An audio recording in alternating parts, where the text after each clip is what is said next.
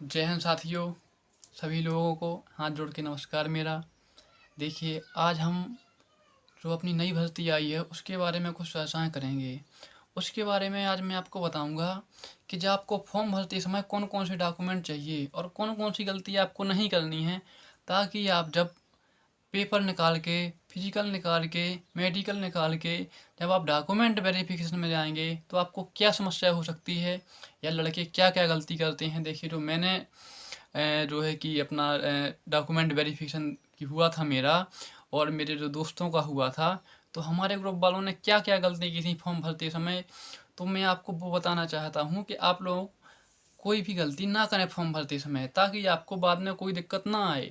यदि आप कोई ऐसी फॉर्म भर देते हैं इस प्रकार से कि जो बाद में गलती ना सुधर सके, तो आप लोगों का पेपर निकलने के बाद, फिजिकल निकलने के बाद, मेडिकल होने के बाद भी आप लोगों को डॉक्यूमेंट वेरिफिकेशन में बाहर कर दिया जाएगा। तो आज मैं आपको बताऊंगा कि आपको किस प्रकार से सावधानी बरतनी है। तो इन सभी जानकारी से जानकारी जानने के लिए हमारे चैनल के साथ बने रहिए। चैनल को सब्सक्राइब कीजिए, लाइक कीजिए, कमेंट कीजिए, शेयर कीजिए, ताकि मुझे अच्छा लगे कि हाँ, मैं जो इन्फॉर्मेशन दे रहा हूँ वो आपके काम आ रही है। तो थोड़ा सा सब लोग सपोर्ट बना रखिए। देखिए, जो नए नए स्टूडेंट हैं उनको क्या है कि पता नहीं होता है कि कौन कौन से डॉक्यूमेंट लगाऊं, कौन कौन से नहीं लगाऊं, कहाँ पे वो गलती कर देता है। इन सब चीज़ों के बारे में आज मैं आपको पूरा विस्तार से सब डिटेल बताऊंगा। और जो भी नए भाई बहन हों सब लोगों को बताएं आपके हाँ इस प्रकार से फॉर्म भरना, ताकि बाद में पछताना ना पड़े। यदि आप कोई भी गलती कर देंगे आप बहुत पछताएंगे बाद में। चलिए, सबसे पहले एक बार फिर सभी लोगों को जय हिंद। और देखिए, जब आप फॉर्म भरेंगे तो फॉर्म भरने में क्या है, जो आपका फॉर्म है वो 10वीं की मार्कशीट के आधार पर भरा जाएगा। तो जो आपकी 10वीं की मार्कशीट में आपका नाम हो, आपके पिताजी का नाम हो, आपकी माताजी का नाम हो और जो आपकी डेट ऑफ बर्थ हो, उस सबको आप चेक करा लें जब फॉर्म में भरें। क्योंकि यदि आप यहाँ पे कोई गलती कर देंगे, क्योंकि वहाँ पे क्या होता है कि जब आप फॉर्म भरते हैं तो जो फॉर्म होता है वो जो 10वीं की मार्कशीट होती है, डॉक्यूमेंट वेरिफिकेशन के समय पर इन दोनों को देखा जाता है। यदि आपने फॉर्म में कुछ भरा है, आपकी मार्कशीट में कुछ है, तो ये समझ लीजिए कि कोई चांस नहीं होता है, आपको डॉक्यूमेंट वेरिफिकेशन में बाहर कर दिया जाएगा। तो इतनी बड़ी गलती नहीं करनी है। जब भी आपको फॉर्म भरना है, अपनी 10वीं की मार्कशीट के आधार पर ही भरना है। और जो जिस प्रकार से आपका नाम हो, स्पेलिंग बहुत मिस्टेक का, ये कोई एक ही जगह बी हो जाता है या ये छूट जाता है या आपके नाम में स्पेस होता है और फॉर्म में आप स्पेस नहीं करा पाते हैं, तो इन सब गलतियों को बारीकी से आपको देखना है। डेट ऑफ बर्थ खास करके देखना है, माता जी का नाम खास करके देखना है, पिताजी का नाम खास करके देखना है। ठीक है, चलिए, तो इतनी बात हो गई अपनी मार्कशीट के ऊपर, क्योंकि वहाँ पे जो होगा आपको मार्कशीट का रोल बहुत होगा और ऑनलाइन फॉर्म का जो है कि रोल बहुत होगा। तो आपको 4 चीज़ें ध्यान देना है 10th की मार्कशीट में। ठीक है, उसके बाद आप क्या है, जो आपकी मार्कशीट में नाम हो, जो आपकी मार्कशीट में डेट ऑफ बर्थ हो, वही डेट ऑफ बर्थ आपकी आधार कार्ड में भी होनी चाहिए। यदि ऐसा नहीं है तो भी दिक्कत हो सकती है। देखिए, मार्कशीट सुधारने में क्या है, काफ़ी समय लग जाता है। तो बेस्ट है कि जो आपकी मार्कशीट में हो वो आप अपने आधार कार्ड में सुधरा लीजिए। 15 दिन में अपडेट हो जाता है आधार कार्ड, तो ज़्यादा दिक्कत नहीं होगी। ठीक है, तो दूसरे नंबर पर क्या हो गया, आधार कार्ड पर ध्यान देना है। तीसरे नंबर पे क्या होगा, तीसरे नंबर पे जो आपका आधार कार्ड में एड्रेस लिखा होगा ना, उसी एड्रेस का आपको निवास प्रमाण पत्र बनाना है।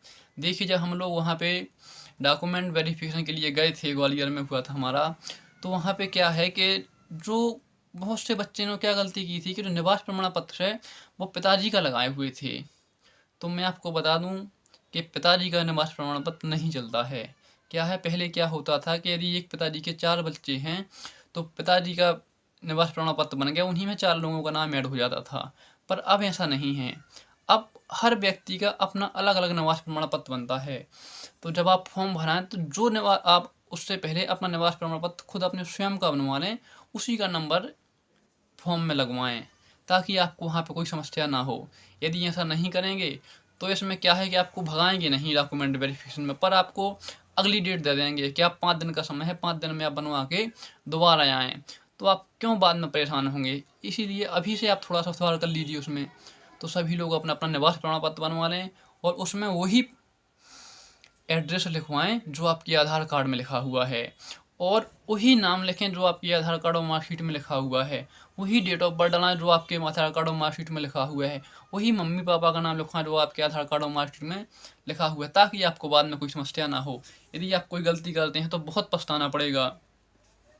उसके बाद देखिए, जो बहुत से नए बच्चे होते हैं जो SC ST OBC वाले होते हैं, सामान्य वर्गों के लिए जाति प्रमाण पत्र नहीं लगता है। देखिए, तो क्या होता है कि आप सभी लोगों को उतनी जानकारी नहीं होती है, तो आप सब लोग क्या कीजिए कि अपना अपना केंद्रीय जाति सर्टिफिकेट बनता है। देखिए, जाति दो प्रकार के होते हैं, एक होता है स्टेट का जाति और एक होता है केंद्र का जाति। तो आपको केंद्र का जाति लगेगा वहाँ पे। आप जितनी भी सेंट्रल गवर्नमेंट की जॉब के लिए अप्लाई करेंगे तो वहाँ पे आपका स्टेट का जाति नहीं चलेगा और पहले नंबर आपका वहाँ पे केंद्रीय जाति सर्टिफिकेट देखा जाएगा। देखिए, क्या हुआ था कि जब मैं गया था देने के लिए, तो मैंने जब मेरा 2018 में RPF में हुआ था, उस समय मैंने अपना केंद्रीय जाति बनवाया था। और केंद्रीय जाति हर 3 साल के लिए बनता है, 3 साल में वो दोबारा अपडेट होता है और मैंने अपडेट नहीं कराया था। तो यदि कोई भाई बहन केंद्रीय जाति नहीं बनवा के जाता है या नहीं है उसके पास, यदि वो डॉक्यूमेंट वेरिफिकेशन के लिए जाता है, तो वहाँ पे ये स्थिति बनती है कि आपको आपकी कैटेगरी से उठा के सीधा जनरल कैटेगरी में डाल दिया जाता है। तो यदि आपके नंबर कम होंगे तो आपको बहुत दिक्कत होगी। देखिए, मेरे नंबर पर्याप्त थे तो मुझे कोई दिक्कत नहीं थी, चाहे वो UR में डाल देते, चाहे मैं OBC में रहता। पर यदि नंबर कम होते तो मुझे बहुत समस्या होती। तो इसलिए आपको केंद्रीय जाति, जो भी नए नए स्टूडेंट हैं जिनको पता नहीं है, वो सब लोग केंद्रीय जाति बनवा लें। केंद्रीय जाति बहुत ज़रूरी है। इसके अलावा देखिए, आपको फॉर्म भरते समय क्या करना है कि कई प्रकार की पोस्टें होती हैं उसमें, तो पोस्ट प्रेफरेंस किस प्रकार से डालना है ये भी मैं आपको अगली वीडियो में बताऊंगा कि पहले नंबर पे कौन डालें। क्योंकि बहुत से बच्चे क्या होते हैं कि उनका स्कोर अच्छा होता है, 90 नंबर भी होते हैं, फिर भी जो है कि उनको BSF में सिलेक्शन होता है, क्योंकि बाद में पोस्ट प्रेफरेंस नहीं होता है। तो जितने ये डॉक्यूमेंट मैंने आपसे कहे हैं ये आप लोग बनवा लीजिए। फिर से सुन लीजिए, फॉर्म भरते समय मार्कशीट और ऑनलाइन फॉर्म में जो भी नाम है, डेट ऑफ बर्थ है, पिता का नाम है, मम्मी का नाम है, वो सेम होना चाहिए। दूसरा, आपका आधार कार्ड में वही नाम वो डेट ऑफ बर्थ होनी चाहिए जो आपकी मार्कशीट में लिखी हुई है। और फिर जो आपका निवास प्रमाण पत्र है उसमें भी वही नाम और निवास एड्रेस होना चाहिए जो आपके आधार कार्ड में है। और उसी के आधार पर जो जाति प्रमाण पत्र हैं, देखिए जाति प्रमाण पत्र आपको बनवाने दोनों ही हैं, स्टेट का भी बनवाना है और सेंट्रल का भी बनवाना है। पर नाम अपना थोड़ा सा देख, क्योंकि बाद में बहुत बारीकी से चेक होता है। आपका डॉक्यूमेंट वेरिफिकेशन होने के बाद भी उसमें फिर CBI जांच चलती है। अगर आपके नाम में कहीं दिक्कत होगी तो आप CBI जांच में पकड़ जाओगे, तो आपको बाद में बहुत दिक्कत जाएगी। तो इतने सारे डॉक्यूमेंट जो मैंने आपको बताए हैं वो आप लोग बहुत अच्छे से कर लीजिए। इसके अलावा देखिए, जो भी सेंट्रल गवर्नमेंट की जॉब होती है फोर्स वाली, उसमें क्या है NCC के नंबर भी मिलते हैं। तो अगर आपके पास NCC का ये सर्टिफिकेट है तो आप वो विशेष कर लगा देना, उसमें आपको 2 नंबर मिल जाएंगे। यदि आपके पास NCC का B सर्टिफिकेट है तो वो लगा देना, उसमें आपको 3 नंबर मिल जाएंगे। और यदि आपके पास NCC का C सर्टिफिकेट है तो आपको 5 नंबर मिल जाएंगे। तो ये चीज़ जब आप वहाँ पे फॉर्म भराएंगे ना, तभी उसी टाइम आप ऑनलाइन वाले को बता देना कि सर मेरे पास NCC सर्टिफिकेट है, आप लगा देना। इसके अलावा यदि और भी आपके पास कोई नेशनल का स्पोर्ट का सर्टिफिकेट है या स्टेट का है या संभाग का है तो उसमें वो ऑप्शन रहते हैं, वो भी आप विशेष करके भरा देना।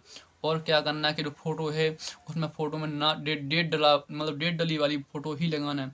यदि आप फ़ोटो अच्छे से नहीं लगाएंगे आपका फॉर्म रिजेक्ट हो जाएगा। देखिए, मेरे 2018 का फॉर्म रिजेक्ट हो गया था SSCGD का, मुझे SSCGD का 2018 का जो कि फॉर्म रिजेक्ट हो गया, तो पेपर देने के लिए नहीं मिला था।